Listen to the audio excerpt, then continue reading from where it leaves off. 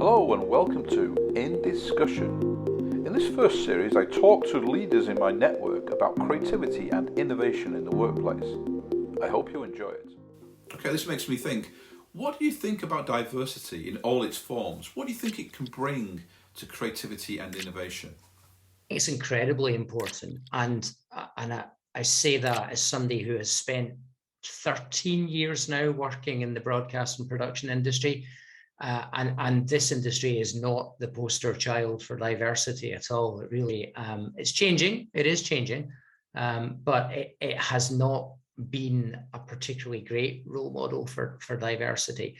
And I think that in many ways is one of the reasons why, I talked about digital marketing earlier on. It's one of the reasons why it's not featured as heavily in this industry as it has in others, because the norm for people has been going to trade shows, pressing the flesh, having face-to-face conversations, because that's what that age group and that demographic are most comfortable with, which is astonishing in many ways. But I think diversity has an invaluable role. We are seeing the industry changing. I was involved in a panel discussion not so long ago with a group of budding young content creators who are all under 30, and their approach, their attitude to their job and how they go about it is completely different now.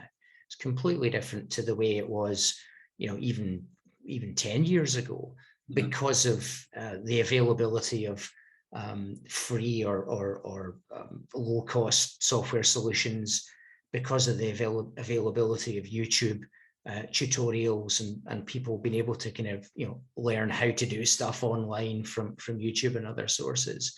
So I think there's a big change happening.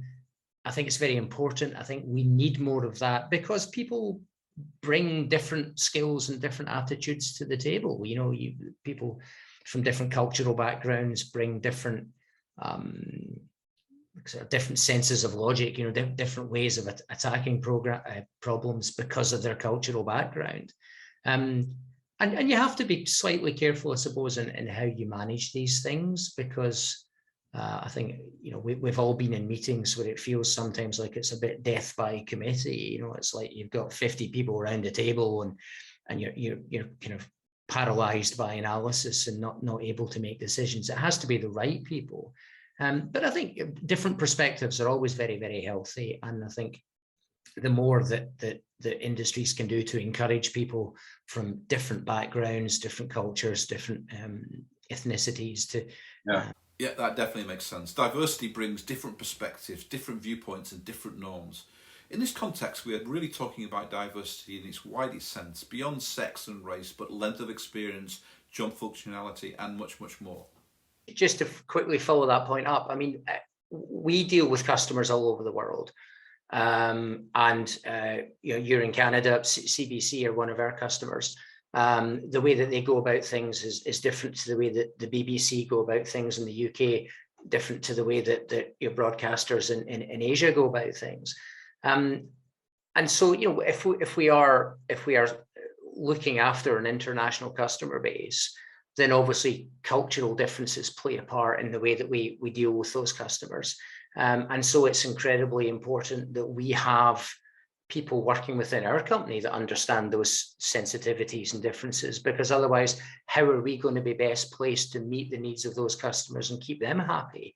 And people watching this, I'm sure will recognize the differences even between, continental North America and the UK and Europe. I mean, the UK and the US and Canada, okay, we all speak English, but there are cultural differences that are very, very obvious and very abundant there too. So I think it's important. It's a global customer base that we're dealing with, all 4 points of the atlas of the map. So we have to bring different perspectives together in our professional lives, I think, to get the best possible outcomes. That was great. Thank you, Stuart. So, until the next time on In Discussion.